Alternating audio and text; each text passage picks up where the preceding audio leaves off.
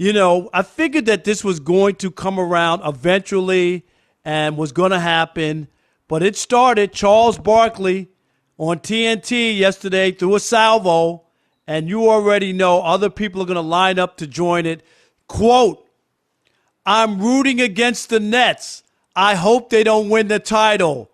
There's Charles Barkley. Do we have sound, Rob G?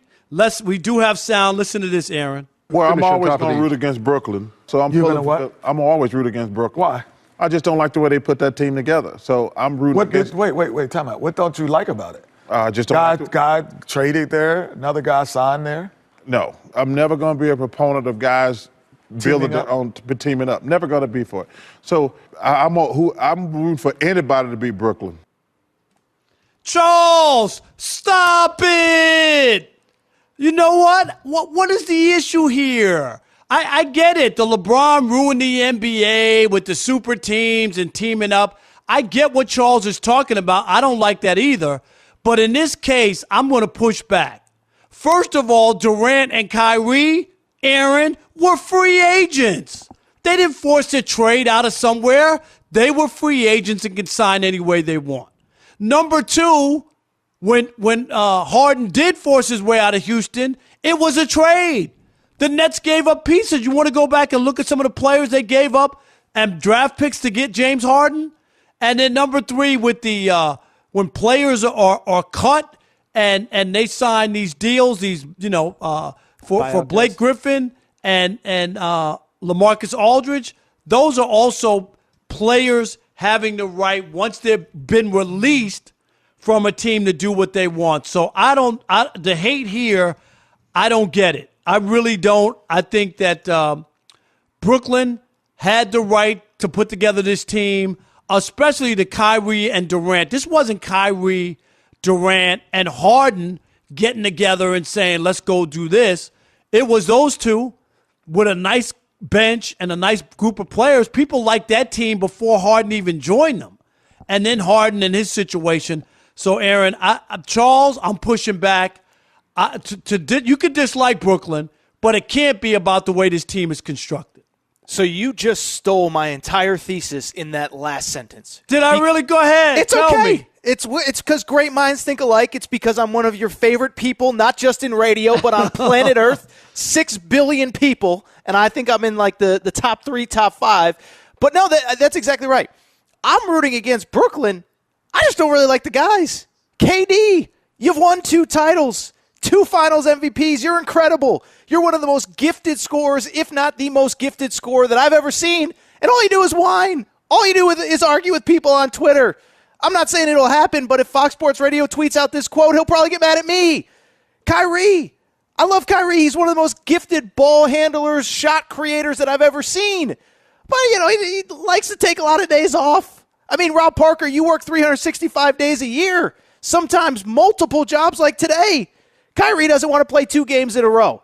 So to me, the idea that they are built any different than, say, the Lakers, where Anthony Davis forced a trade, and I should mention, by the way, LeBron basically quit on the team in 2019, was drinking wine on the sidelines. I'm the only one that remembers that. Hello, is this on? I hear you. I was on air. I think it was over the holidays when he walked in with wine. And obviously, of course, the Clippers, no different. That was actually my wedding night, Kawhi and Paul George. It ruined my wedding. It didn't really, but it was the talk of the wedding for about an hour when Kawhi and Paul George decided to team up on late July 5th of 2019. So I only bring it up. If you want to criticize the Nets because of KD's antics on social media, because Kyrie takes a lot of nights off, the James Harden stuff, whatever, he plays when he's healthy. But the idea that they are built any different than any of the other true contenders, it falls flat to me, Rob. It really does. It does, and that's why Kenny Smith jumped in and was like, they were free agents. Well, are we against free agency? I'm not against free agency. I'm against people trying to stack the deck, and I'm talking about when LeBron went to Miami. I don't look at these two the same, Aaron. Do you? Is this the same?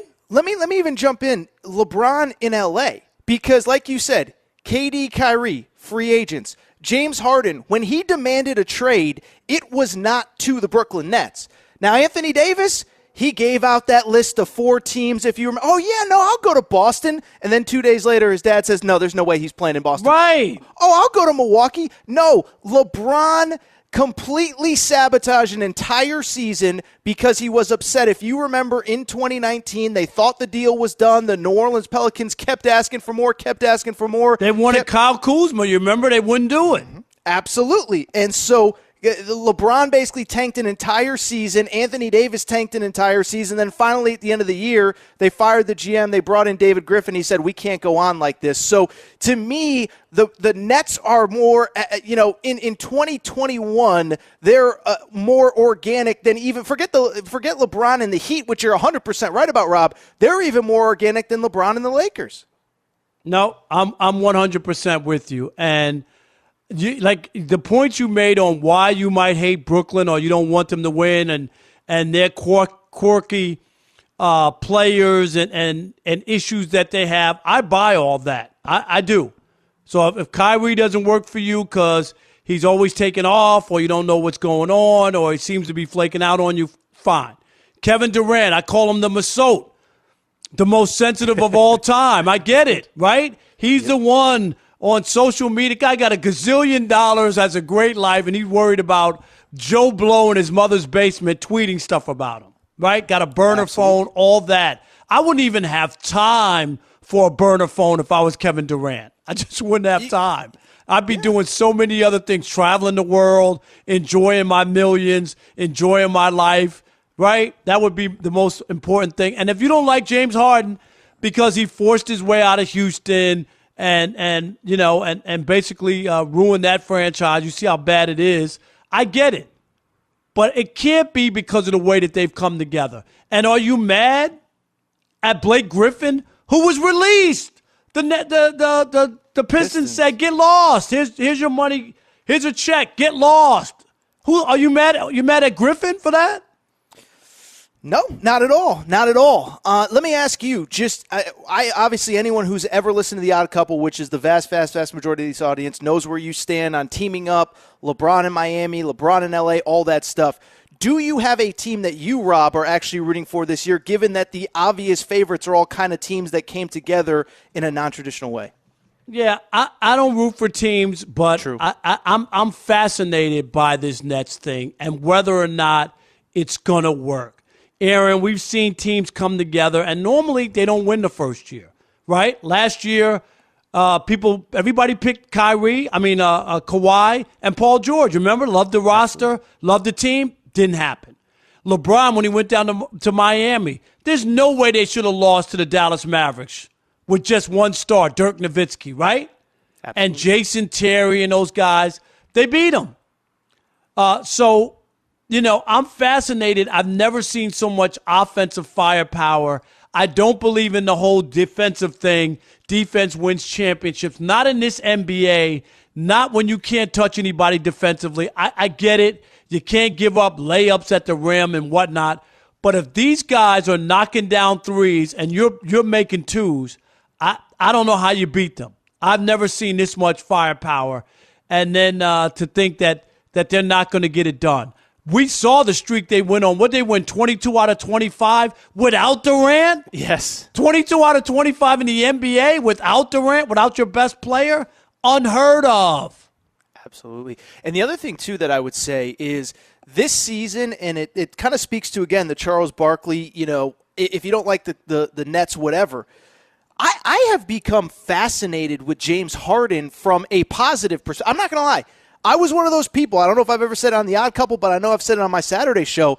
I thought he was a product of the system in Houston. I thought he was a Mike D'Antoni, lab creation. And for him to come to the Nets and basically play, like you said, you said at 22 out of 25, but at an MVP level. So yes. It's like, how can you criticize a team? Yes, they came together sort of unconventionally, but James Harden, you could argue, out of all the current true superstars, him and I guess Westbrook, who I don't even know if he's relevant anymore on the Wizards, but Harden comes to play every night. And so to me, I get the comments, I get the frustration if you're one of the other 29 fan bases in the NBA, but I also look at it and say, this ain't the time to be mad.